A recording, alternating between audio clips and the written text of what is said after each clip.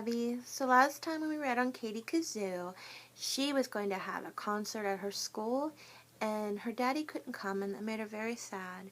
But her mom asked her to ask her best friend Suzanne if she wanted to come, and that made Katie happy. "Oh, Katie, that's so cool," Suzanne said when Katie called her. "You've never been in a concert before, have you?" "No," Katie replied. "In fact, you've never been on stage before." Suzanne continued. Katie sighed. That wasn't completely true. Katie had been on stage when it happened. The magic wind came and switcherooed her into Suzanne just before a modeling show. And then there was the time when the whole fourth grade was waiting to see a President's Day show at the Cherrydale Arena. Katie had suddenly found herself on stage playing President Millard Fillmore of all people. But Suzanne didn't know anything about Katie's performances. "So what are you going to wear on stage?" Suzanne asked. "I don't know," Katie replied. "I don't think it matters." "Of course it matters," Suzanne insisted. "You have to look great. That way the audience will focus on you." "But," Katie began. Suzanne didn't let Katie finish the sentence. "My modeling class has a runway show on Saturday afternoon, and I'm already thinking about what I'm going to wear and how I'm going to do my hair." "The audience is supposed to focus on the music," Katie reminded Suzanne. A music recital is different than a modeling recital." "First of all, it's not called a modeling recital, it's a runway show," said Suzanne. "And second of all, it's not that different. You're performing, so you have to look good." "I guess I never thought of it that way," Katie agreed.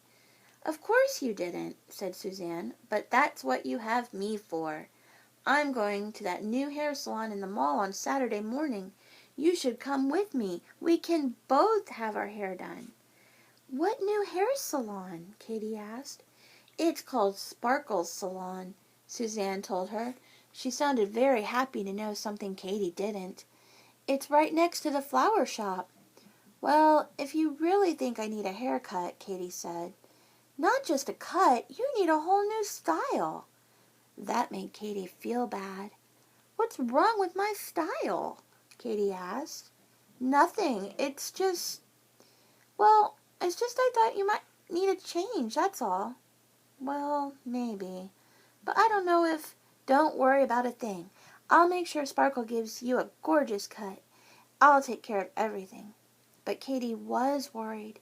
With Suzanne in charge, there was no telling what could happen. The next morning, Katie walked into her classroom. Hair was the last thing on her mind when she took a look at Mr. G. Whoa! Her teacher was wearing a bald cap over his head. "Good morning, Katie," Mr. G said. "Good morning, Mr. Katie wasn't sure what to call him. Mr. G often dressed up in costume, and usually Katie knew who he was supposed to be, but not today. "You don't recognize me?" Mr. G asked. Katie shook her head. "He's Benjamin Franklin," George called out. "How could you tell?" Katie asked. "It's the kite," George explained. "Benjamin Franklin used a kite with a key on the end when he did his experiments with electricity." "How did you know that?" Kevin asked George. "I used to live near Philadelphia, and they're crazy about Benjamin Franklin there." "That's because he lived there." That made sense to Katie. George's family had moved around a lot. George had lived in a lot of places, so he knew a lot of interesting facts, and the rest of the kids didn't. "Are we learning about Philadelphia now?" Katie asked. "Nope," Mr. G said. "Guess again." Katie looked around the classroom for a hint as to what their next learning adventure could be. It didn't take long to figure it out. There were diamond-shaped kites taped to the wall. 2 big, colorful box-shaped kites were hanging from the ceiling, and in the corner was a long yellow, pink, and green snake-shaped kite.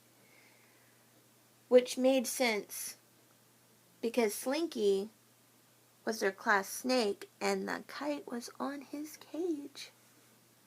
"We're learning about kites," Katie declared. "Exactly," Mr. G told her. "How much can there be to learn about kites?" Andrew asked. "You build them, you fly them, and then you watch them crash on the ground." "There's a lot to know about kites," Mr. G assured him. "Like, for instance, did you ever wonder why kites can fly even though they are actually heavier than air?" "How do they do that?" Katie asked. "That's for you to find out. You can start when we go to the library later this morning." "There are whole books written on kites?" asked Andrew. "Kites are really interesting," said Mr. G. "You'll be surprised on what you can find in the library about kites." Katie smiled. That was just what she liked most about being in Mr. G's class. With a teacher who dressed up like Ben Franklin and hung giant kites from the ceiling, every day was full of surprises. Would you like to have a teacher like that? I would like to have a teacher like that. At lunch later that day, everyone in the 4th grade was talking about kites. Class 4B was studying them too, but their teacher, Mrs. Sweet, didn't dress up like Benjamin Franklin. Only Mr. G would do something as cool as that. "Mrs. Sweet told us about the very first kite," Jeremy said to Katie.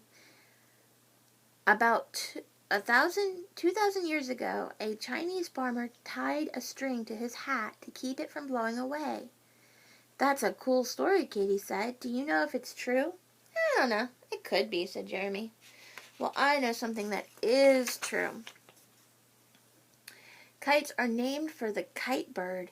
That's a member of the hawk family." "Mr. G taught us that," George added. "Well, Miss Sweet told us that kites were used during the Civil War to deliver letters and newspapers," Manny Gonzalez said. "Kites are heavier than air," Katie told the kids, "but they fly because the force of the wind pressure on the kite gives it lift.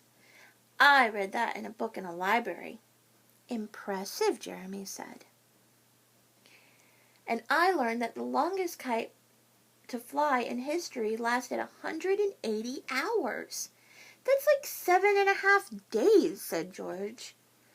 "I'll bet I can make a kite that flies higher and longer than you can," Manny told George. "Bet you can't," George replied. "It's a bet," said Manny. "I'll help you," Jeremy told Manny. "With Jeremy's help, you'll definitely win," Becky assured Manny. She smiled brightly at Jeremy and batted her eyes. Jeremy pretended not to hear Becky. Katie took another bite of her sandwich and scowled. She hated it when the kids from 2 4th grade classes started bets. It always led to some sort of trouble. But before Katie could do anything to stop the bet, Suzanne plopped down next to her. She was carrying an armload of magazines. "These are my latest fashion magazines," Suzanne said to Katie. "There are some great hairstyles for you to look at."